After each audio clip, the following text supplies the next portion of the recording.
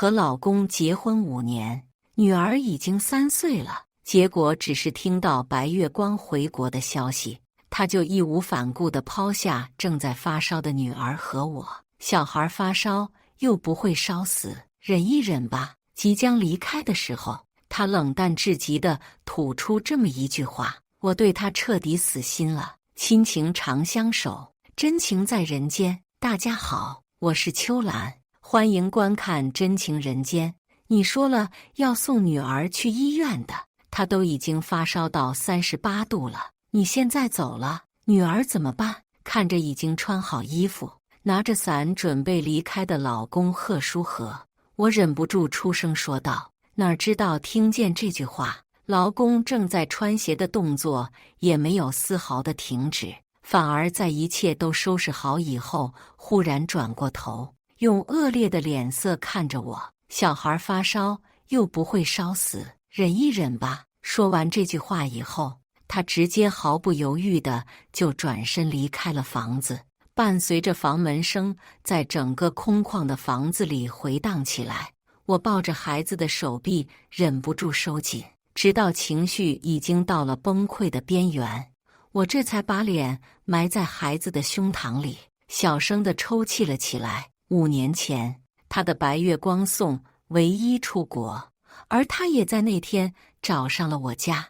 我是他的家里为他选好的商业联姻的妻子。之前他一直很抗拒我的存在，我以为宋唯一离开是上天给我的机会，却没想到这只是折磨我的开端。刚刚他说那句话是故意的，仅仅只是为了让我难受。可是大人之间的感情纠纷不应该牵连在孩子身上，更何况我的宝宝本来就体质弱，如果真的发烧一晚上，那我简直就不敢想。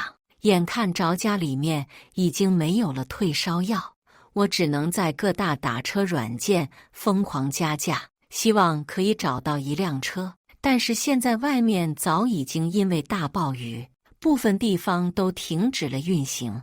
哪怕我把价钱已经加到了500，也没有任何一个人接单。就在这个时候，怀里的孩子忽然呜咽了出来，母子连心，一种难以形容的感觉，让我忍不住又哭了。就是很快，我就只能擦干眼泪，继续寻找能带我和女儿去医院的人。直到我在通讯录的角落里看见了那个熟悉的名字，是安哥。你方不方便送一下我和小月去医院？消息在发出去1秒以后，很快就得到了回应。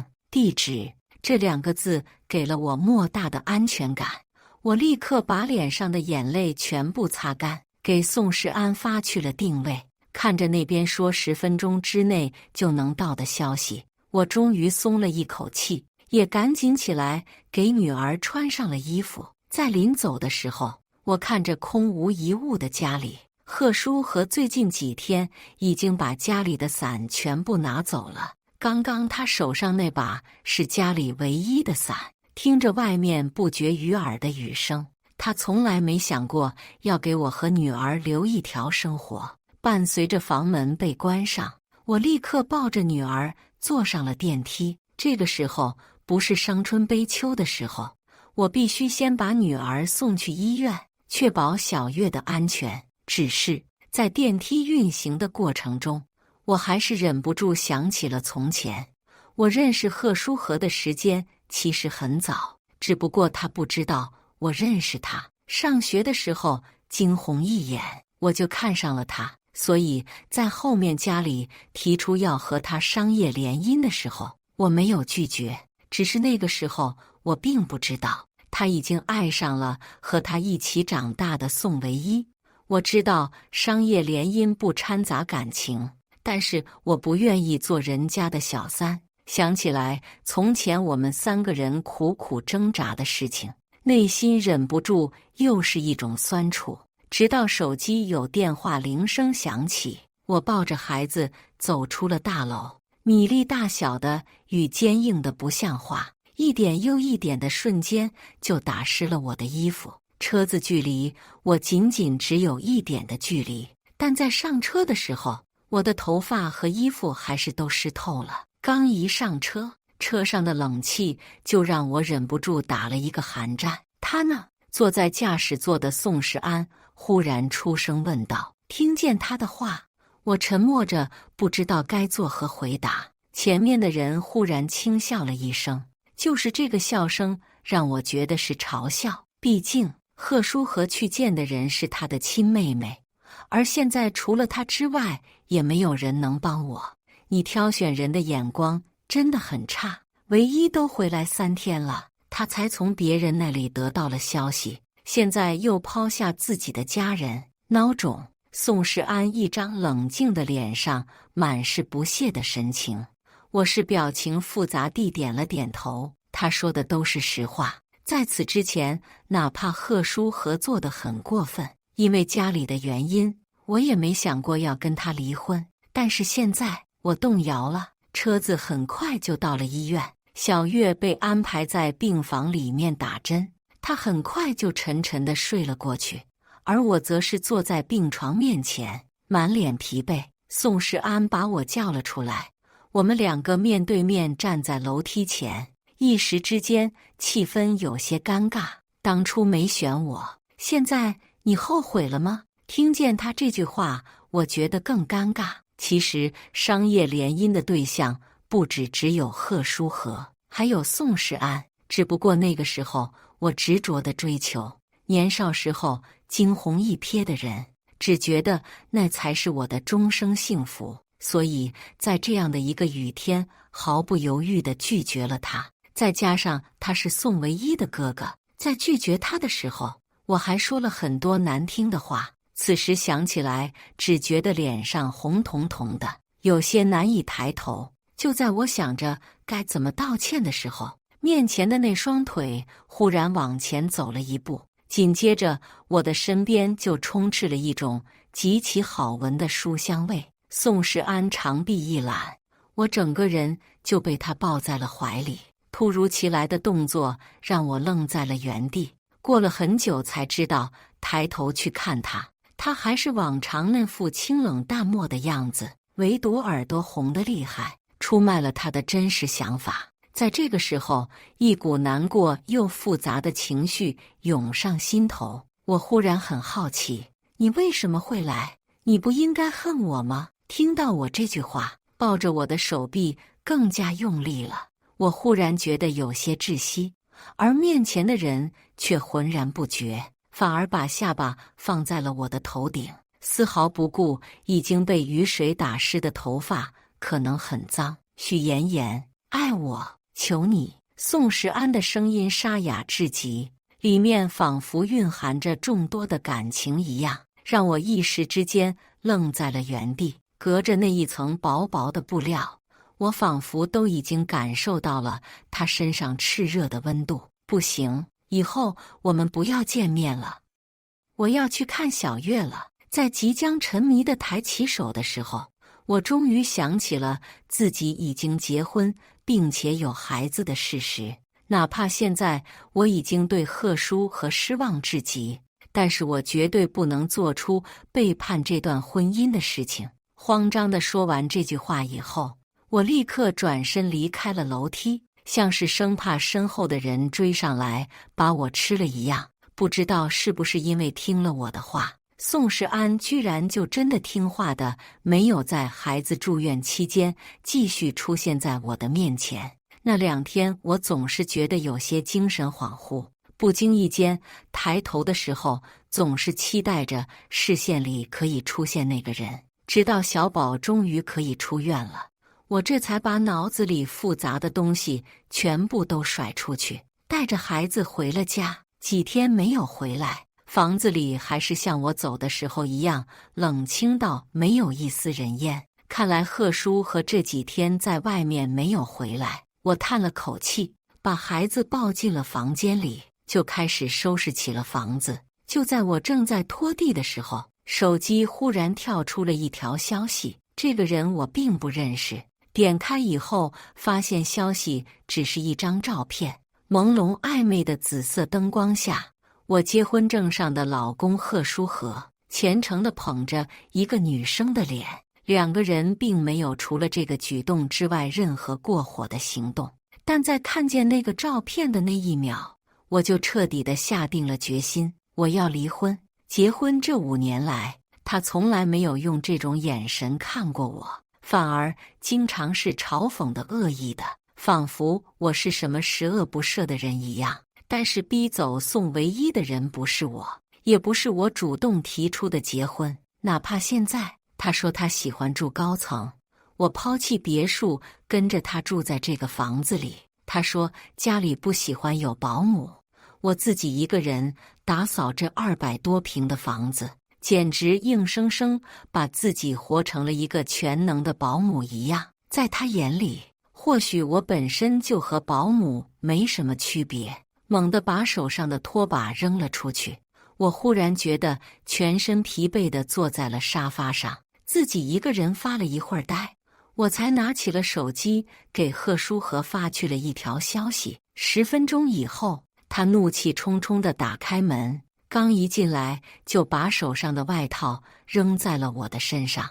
我被突如其来的举动吓了一跳，抬起头只是愣愣地看着他，非要把我叫回来干什么？小月不是没有什么大事吗？看着他那张怒气冲冲的脸，我忽然觉得很陌生。在这一刻，他和我记忆中的那个人彻底的不一样了。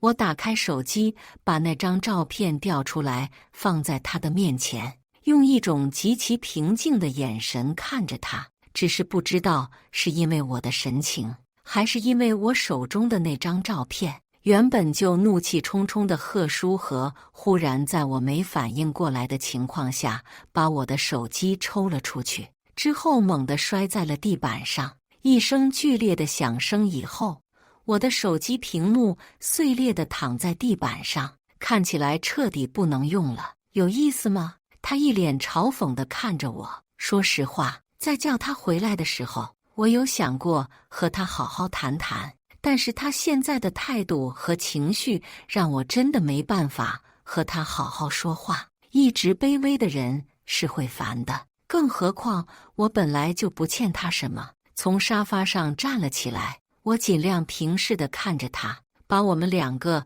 放在一个平等的位置上。我从来都不欠你什么的，如果你一定要把这一切都强加在我身上，我们离婚吧。说实话，我觉得在说这句话的时候，我没有一丝一毫心痛的感觉，就好像是前2天下雨的那个夜晚，我已经把自己的眼泪流尽了一样。我对他的爱也彻底消失了。贺书和大概没想过离婚这个词会从我的嘴里蹦出来，他用一种极其怀疑的眼神看着我，仿佛我只是在做戏一样。只可惜我现在对他的各种想法已经没有什么感觉了，而是只想着赶紧离婚，脱离他这个地狱。想离婚？做梦！你占了他的位置那么多年，那我现在还给他，行吗？我真的懒得跟他继续这种口舌纠纷，但他好像情绪很激动的样子，像是受到了什么侮辱一样，拿起外套就忽然急匆匆地离开了家。我看着敞开着的大门，他的身影消失在电梯口，而整个家里空空荡荡的。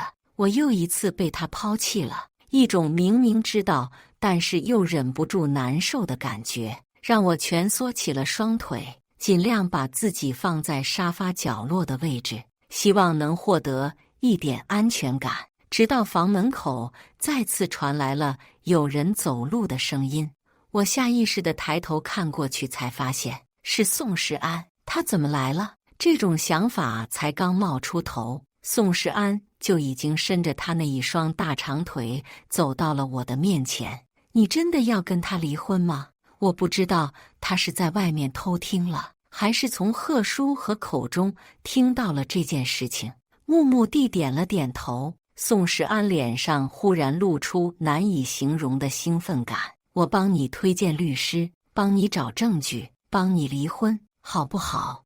我看着他忽然蹦出这么长一段话，一时之间愣在了原地。刚刚的事情再加上现在的情形，让我几乎怀疑自己是在做梦。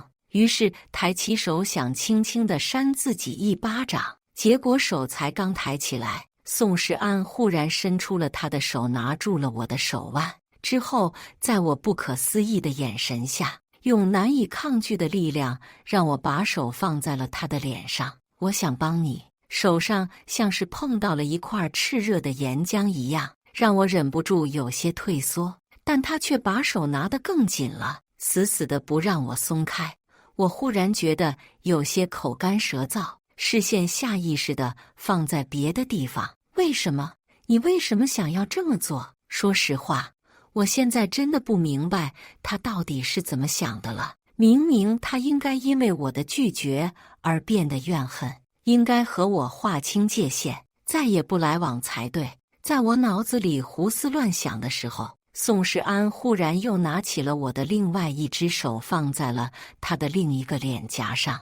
我希望你和他离婚以后可以考虑一下我，好吗？宋世安说出的话一如既往的大胆，也让我那颗原本有些寒冷的心在这个时候仿佛触摸到了什么暖流一样，忍不住的剧烈跳动起来。我很爱你，当初你选择的是他，所以我不插手你们的婚姻，但是现在他不是那个正确的人，我希望我可以给你幸福。宋世安直球式的表白让我难以招架。就在我脑子里想着该怎么才能让这个尴尬的场景度过的时候，他忽然又松开了握着我手腕的手，站了起来。等你们离婚以后再给我答案吧，律师，我会推到你的微信上，我会保证你们好好离婚的。说完这句话以后，他也不再管我的反应，转身就离开了房子。我看着他离开的背影，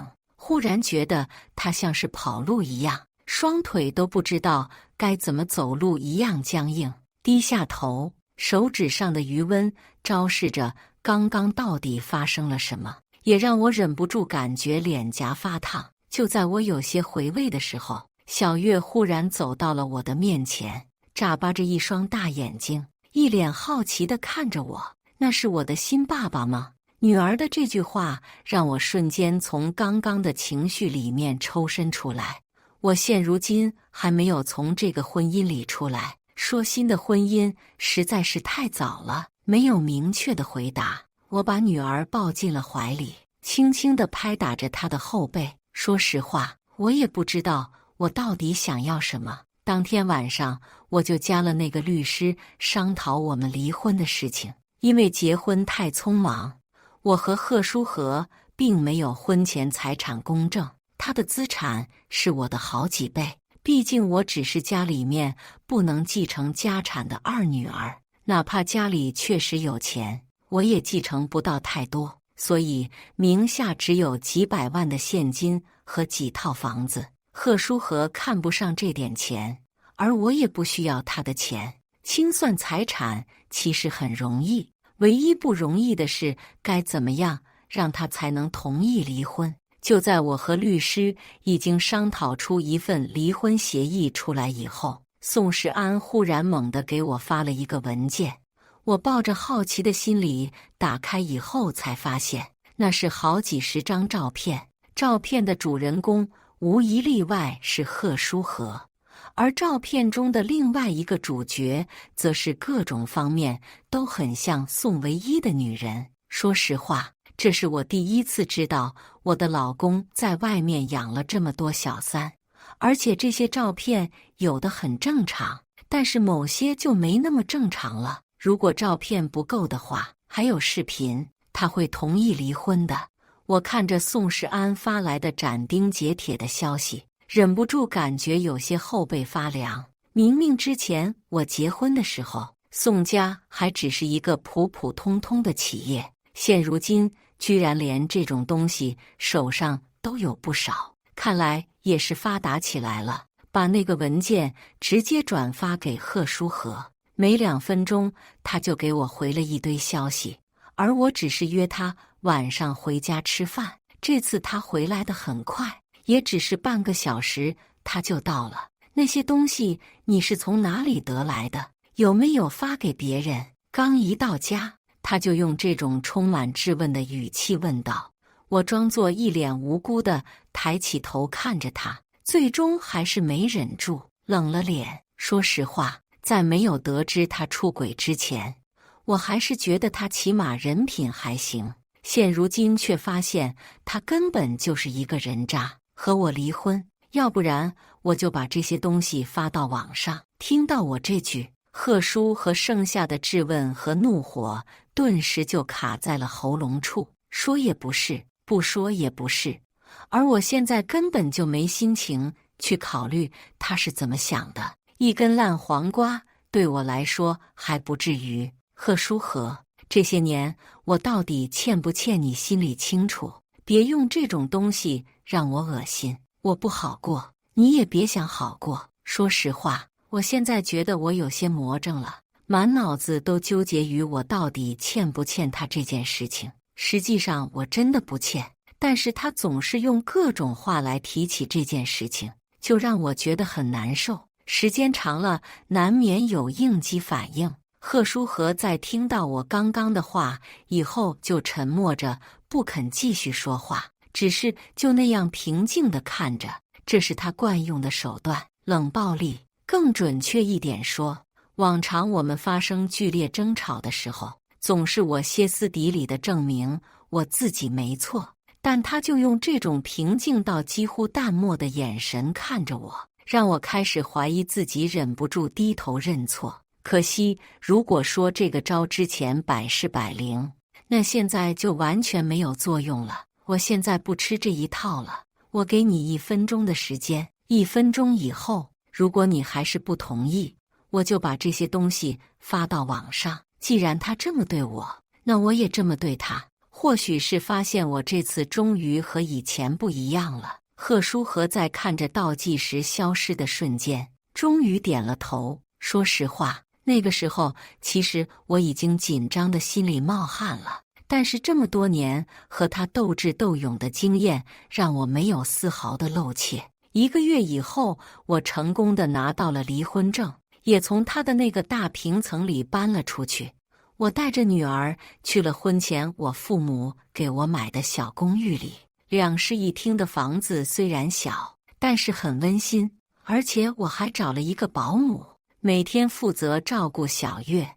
我觉得我需要稍微放松一下，在拿到结婚证之前的每一天，我的精神都高度集中。最近我觉得我都有点神经衰弱了，只是就当我好好恢复的时候，我爸给我打来了电话。当看见来电电话的备注以后，我就知道还是躲不下去了。当天晚上，我带着女儿回了老宅的别墅，刚进入客厅，一个玻璃杯就碎在了我的脚边。你为什么要跟他离婚？这可是我好不容易才给你求来的好婚事，你知不知道你这么做会对公司产生什么影响？说话的人是我爸，他用一种恨铁不成钢的眼神看着我，仿佛恨不得立刻压着我去给贺叔和磕头道歉一样。哪怕已经28岁了，但是在面对家庭的时候，我还是忍不住有些退缩，甚至害怕到有些不太敢说话。就当我想着该怎么破局的时候，一双手忽然搭在了我的肩膀上，紧接着就把我往他怀里抱了抱。或许我会成为更合格的一个女婿，不如你考虑一下我呢？熟悉的声音在头顶上方响起，我抬起头一看，宋时安的侧脸赫然出现在我的视线。我爸一开始还不可置信地看着他，以为只是开玩笑而已，直到宋时安从怀里掏出一张银行卡放在桌子上，我爸这才忽然换了一个嘴脸，笑嘻嘻地对着我说话。在家里面待了1个多小时，我才带着女儿和宋时安从家里走了出来。坐在车上，一路上我都很沉默，不知道该怎么说话，一直等到车子停在了我家楼下，女儿被留在了车上，我和她站在外面。我才刚结束一段婚姻，现在不可能很快的就和你有感情，你考虑别人吧。我用尽可能委婉的语气来拒绝他的这次突如其来的求婚。谁知道宋世安没有任何别的反应，而是很坦然地点了点头。所以呢，你拒绝我是你的事情，而我要继续是我的事情。或许是知道这段话没有办法说服我，他选择了用现实来让我勉强接受他。现在除了我之外，就只有他能解决你爸公司的危机，或者你要回去求他。听到这段话，我脑子里立刻浮现起了贺叔和一脸讽刺。看着我的表情，我顿时剧烈地摇了摇头。哪怕是跟我爸断绝关系，我也不想和他复婚。就算是再见他一面，我都觉得难受。看着我如此剧烈的反应，宋世安摊了摊手，让我认清楚现实。从那天开始，仅仅是那一小段的谈话，我们定下了1个月以后的婚期。当天晚上回去以后，我就给我爸发了消息，表明我们要在下个月初6结婚。我爸那边发了一个 OK 的表情包。第2天，我和宋世安即将结婚的消息就传遍了整个圈子。玩得最好的几个朋友纷纷过来问我，而我只是用家里的安排这些话来敷衍过去。时间一晃1个月过去了，明天就是我和宋世安结婚的日子。其实我的本意是，只要我们表面上在一起就好了，但是他并不这么认为，而是说可以只办婚礼，不办结婚证。无论如何，必须要给他一个名分，要不然舔狗也会没有舔下去的勇气的。说实话，我感觉他的话很搞笑，反应过来以后，又觉得他就像以前的我一样那么卑微，最终还是同意了他的话。再一次结婚，我完全没有了第一次结婚那么紧张的感觉。摸着床上的绣盒，我很好奇自己到底是不是选错了。就在我发呆的时候，手机忽然有一个陌生电话打了进来，我选择了接听。那边长久的一段沉默以后，就在我即将挂电话的时候，终于传来了声音：“你和我离婚就是为了他吗？”男人沙哑哽咽的声音从电话那边清晰地传到我的耳朵里，也让我终于意识到了对面的人是谁。我忍不住沉默了下来。是因为他吗？不是，贺书和，你好像总是意识不到自己哪里有问题。那天如果不是有他在，你知道小月会烧成什么样吗？我说完这段话以后，对面长久的只有呼吸的声音，而我希望今天把这件事情就解决，不要影响到大家的脸面，所以并没有把电话挂掉。我会证明给你看，我爱你，你等我。对面的人说完这句话以后，电话就被挂断了，而我看着已经重新回到页面的手机，感觉有些难以理解。爱我还是爱宋唯一？我摇了摇头，把那些荒谬的想法都摇出脑子里，顺手给宋世安打去了一个电话，把今天发生的事情统统告诉了他。我想到了很多他会证明自己的方式，但我唯独没想过他居然会穿着西装直接抢婚。当我和宋世安站在万众瞩目的台上，正在交换对戒的时候，贺书和忽然拿着一束红玫瑰，风尘仆仆地出现在了走廊的尽头。在我看见他的第一眼，就有一种想法，让我恨不得直接冲上去杀了他。他一定要毁掉我的人生吗？我拿5年付出的代价，难道真的不够吗？他一定要毁了我。如果宋世安没有那么爱我，婚礼结束以后，他会唾弃我，整个圈子里的人也都会觉得我是一个不好的人，就连我的家里人都会唾弃我。而他从来没有为我考虑，只考虑他自己。所以在看着他被保安拖出去，并没有上前阻止。实际上我表面看上去很镇定，是藏在裙摆下的时候已经抖得不成样子了。我知道他的这场抢婚肯定会给我带来很大的影响，我可能承受不住的影响，就在我内心胡思乱想到几乎崩溃的时候，一双有力的手握住了我。我抬头看过去，宋时安一双眼睛含着笑，坚定地看着我，仿佛我是他唯一的选择一样。别怕，他凑在我的耳边轻轻地说道，内心众多的恐惧和担忧在这个时候仿佛都烟消云散了一样。他相信我。这个想法在我的脑子里引起了一阵又一阵的轩然大波，也让我忍不住内心又升起了一点隐秘的期待。婚礼的仪式照常进行，贺书和被保安禁锢着，只能站在台子下面的角落里红着眼睛看我。而站在我对面以后会和我并肩齐驱的宋时安，笑得一脸温柔地给我戴上戒指。说实话，后面的流程我有一点出神，直到他当着众人的面忽然亲了过来，紧接着在场的众人忽然都捧场地发出欢呼声，实际在这一刻好像静止了一样。我只能感受到和我距离很近的宋时安，他的呼吸喷洒在我的脸上，而耳边是大家铺天盖地的欢呼和祝福声。等到他终于亲够了和我分开的时候，我还有些没有回神，而他笑着掐了掐我的脸，忽然用头触碰了一下我的额头，抬起眼睛对上的就是他们还笑意的眼。在这个时候，我终于意识到了，原来在这个世界上还是有人爱我的。许妍妍，你很好，我爱你。他说这句话的时候，并没有因为是表白而放低声音，反而加大了音量，让靠近我们的人都清楚地听到了这句话。我的耳边只剩下了剧烈的心跳声。感谢大家的观看，欢迎大家在下方评论区讨论。如果你喜欢这类故事，记得点击订阅真情人间，并分享给更多的人，这会对我帮助很大。再次感谢大家的观看。